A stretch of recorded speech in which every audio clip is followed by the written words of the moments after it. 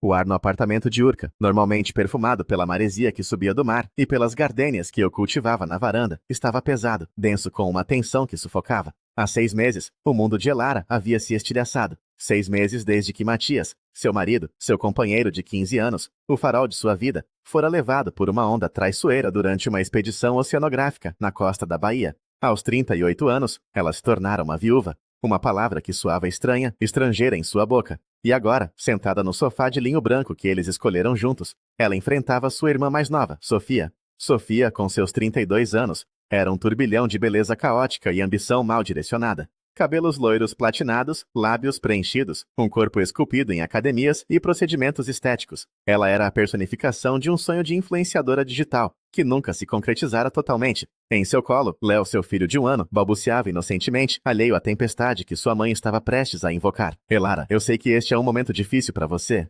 Começou Sofia, seu tom ensaiado, uma mistura de falsa compaixão e impaciência mal disfarçada. Mas há algo que você precisa saber, algo que o Matias queria que você soubesse.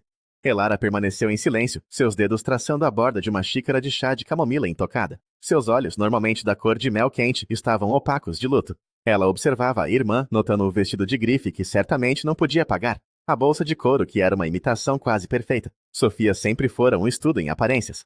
O Léo, continuou Sofia, a voz tremendo com um drama calculado. Ela apertou o bebê contra si. O Léo é filho do Matias. O mundo de Elara, já em ruínas, pareceu inclinar-se em seu eixo. O som das ondas quebrando suavemente na praia vermelha, lá embaixo, tornou-se um rugido em seus ouvidos. Ela olhou para o rosto inocente de Léo, seus grandes olhos azuis, e depois para Sofia, cujo rosto estava contorcido em uma máscara de sofrimento virtuoso. Ele era o pai do meu filho, Elara. Tivemos um caso. Foi um erro, uma fraqueza de ambos. Mas aconteceu. Ele me amava, à sua maneira. Ele amava o filho dele. Elara sentiu uma onda de náusea. Não era a náusea da traição, mas a da incredulidade. Era uma mentira tão audaciosa, tão monstruosamente absurda, que por um momento ela se sentiu descolada da realidade, como se estivesse assistindo a uma novela barata. E ele queria garantir nosso futuro, disse Sofia, agora entrando no cerne da questão. Ela se inclinou para a frente, pegando um envelope de sua bolsa cara. Ele assinou este documento. Uma declaração de união estável. Ele estava deixando este apartamento para mim e para o Léo. É o nosso direito. É a herança do filho dele.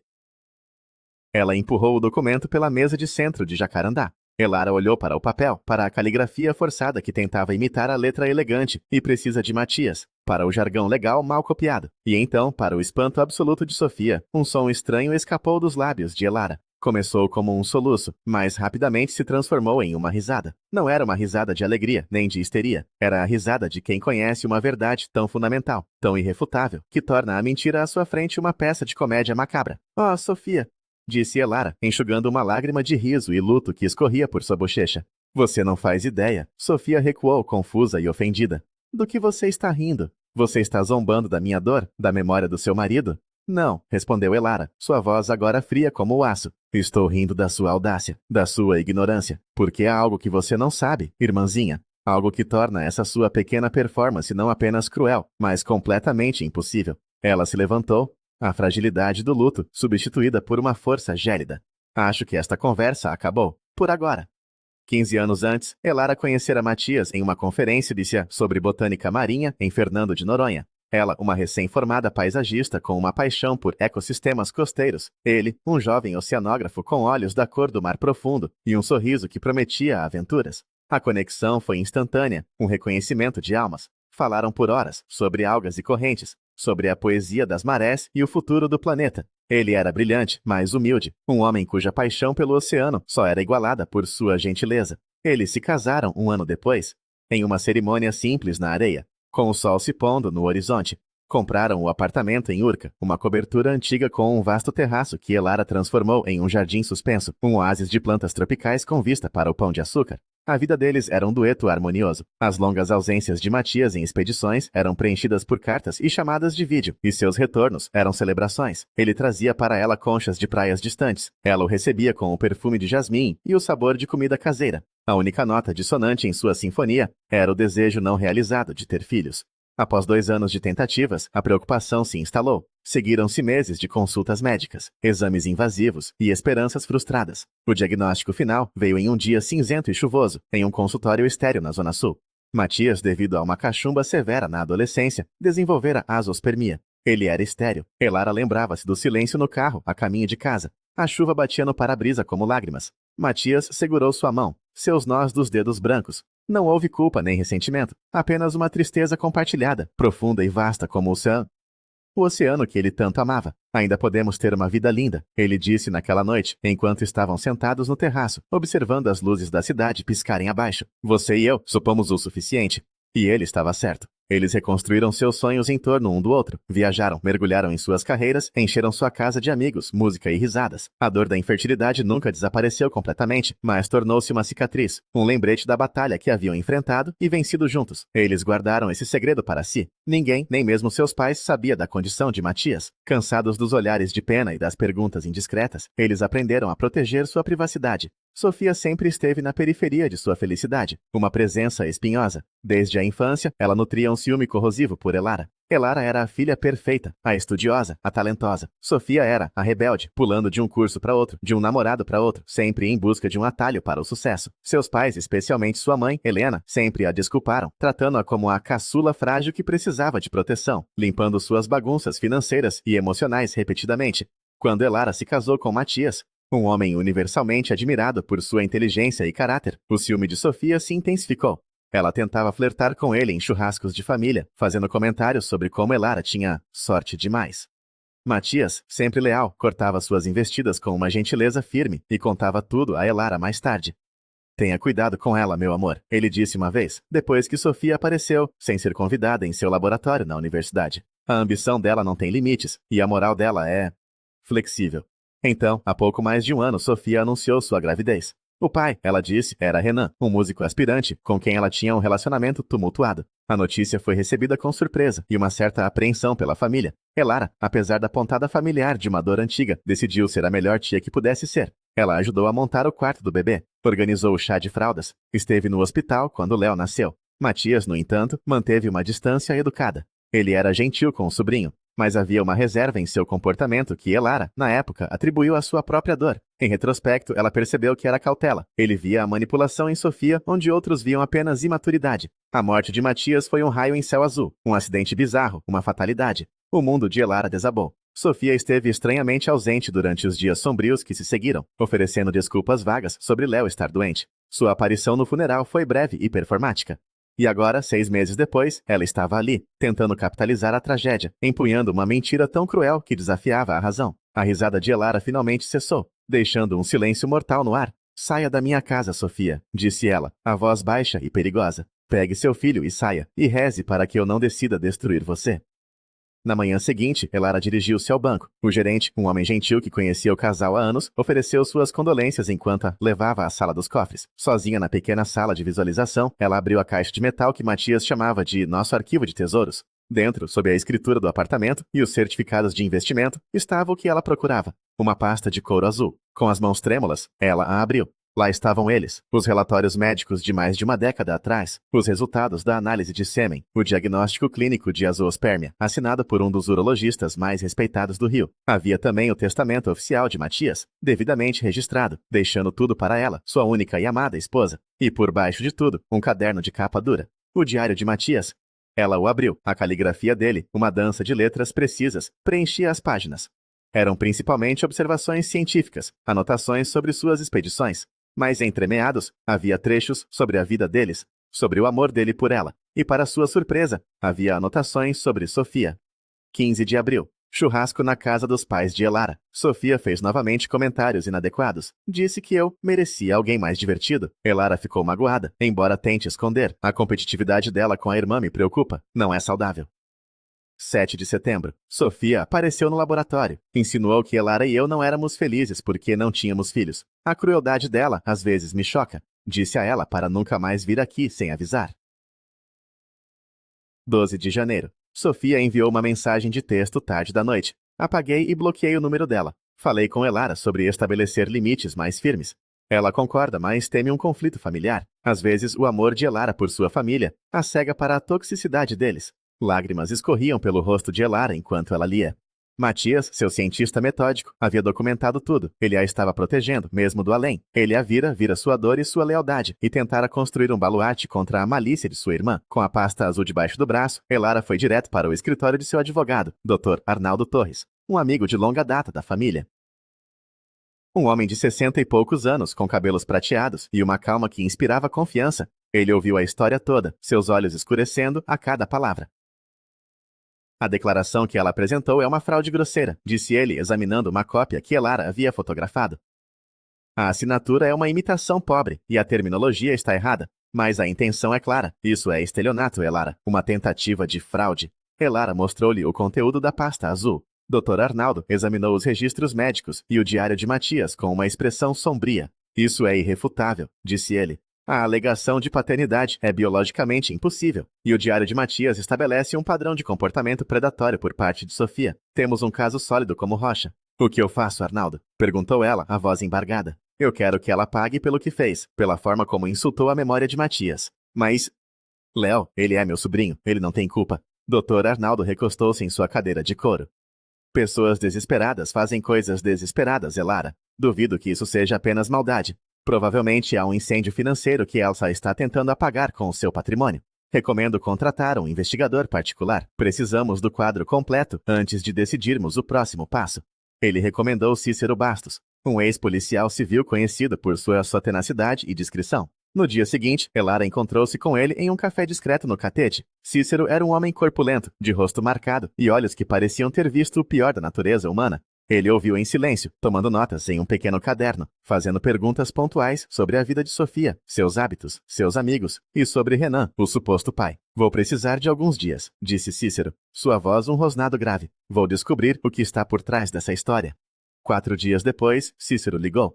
O que ele descobriu era pior do que Elara imaginava. Sofia estava afundada em dívidas, cartões de crédito estourados, empréstimos pessoais e, o mais alarmante, uma dívida substancial com agiotas da Zona Norte. Ela estava sendo ameaçada. O apartamento alugado em que vivia na Tijuca estava com 3 meses de aluguel atrasado e uma ordem de despejo estava a caminho. Quanto a Renan, o músico, ele havia desaparecido. Cícero descobriu que ele havia se mudado para Portugal 2 meses antes, fugindo das dívidas e da responsabilidade da paternidade, deixando Sofia com um bebê e um mar de contas a pagar. A peça final do quebra-cabeça veio na forma de mensagens de texto recuperadas. Mensagens entre Sofia e uma amiga, tramando o golpe. Sofia: a morte do Matias é horrível, mas pode ser a minha salvação. Aquele apenaurca vale milhões. Se eu conseguir, tô feita pra vida.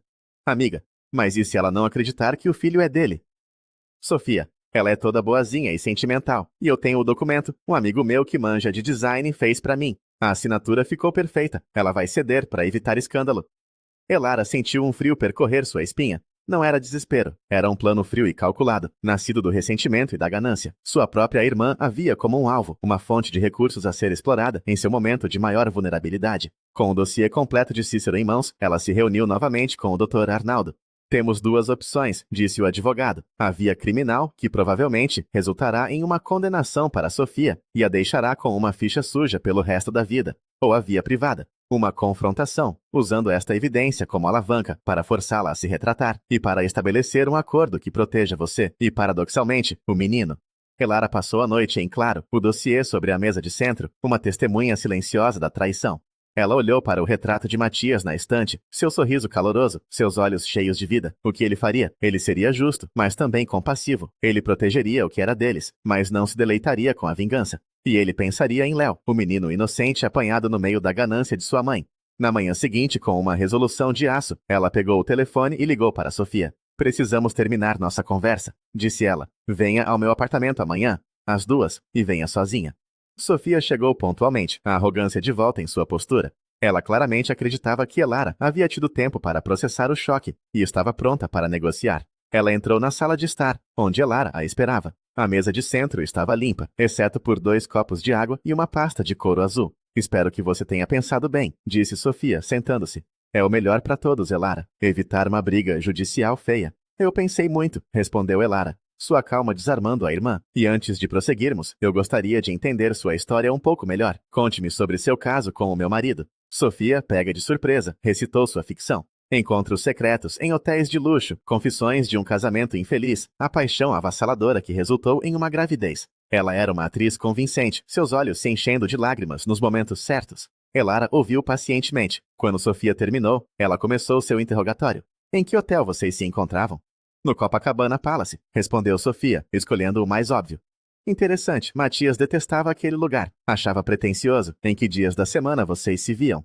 Às terças, ele dizia que tinha reuniões até tarde na universidade. Impossível, as noites de terça eram a nossa noite de cinema, nunca perdíamos. O que ele gostava de beber depois? Do que quer que vocês fizessem. Sofia hesitou. Uísque. Elara sorriu, um sorriso sem humor. Matias não bebia destilados, apenas vinho tinto ou uma cerveja artesanal bem gelada. Você não conhece o homem com quem alega ter dormido, Sofia. A confiança de Sofia começou a vacilar. O que tudo isso importa? O fato é que Léo é filho dele. Não, não é, disse Elara, abrindo a pasta azul. Ela colocou os relatórios médicos sobre a mesa. Este é o diagnóstico que Matias recebeu há 13 anos. Azoospermia. 0 contagem de espermatozoides.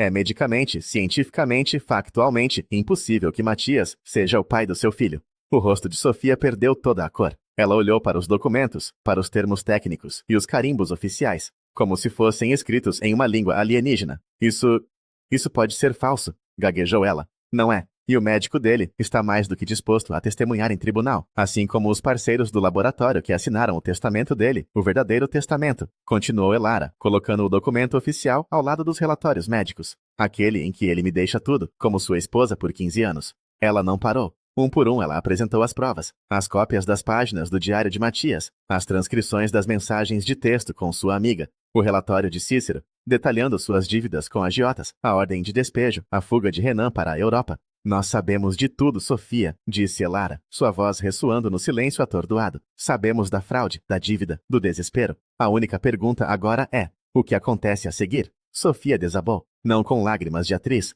mas com soluços secos e convulsivos de pura e abjeta derrota. O verniz de glamour rachou, revelando a mulher aterrorizada por baixo. Eu não sabia mais o que fazer, sussurrou ela entre os soluços. Eles iam me despejar, os agiotas. Eles estavam me ameaçando. Renan me deixou sem nada. Eu olhei para você com esta casa, esta vida. Parecia tão injusto.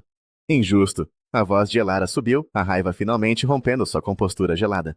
Você acha que a minha vida é justa? Eu perdi o homem que eu amava. Meu mundo acabou. E enquanto eu estava de luto, você estava planejando como roubar de mim, como profanar a memória dele com suas mentiras sórdidas. Isso é a sua ideia de justiça? A explosão de Elara pareceu chocar Sofia e fazê-la parar de chorar. Ela olhou para a irmã, talvez pela primeira vez, não como um recurso ou um rival, mas como uma pessoa em profunda dor. Não, sussurrou Sofia. Eu sinto muito, eu estava tão desesperada.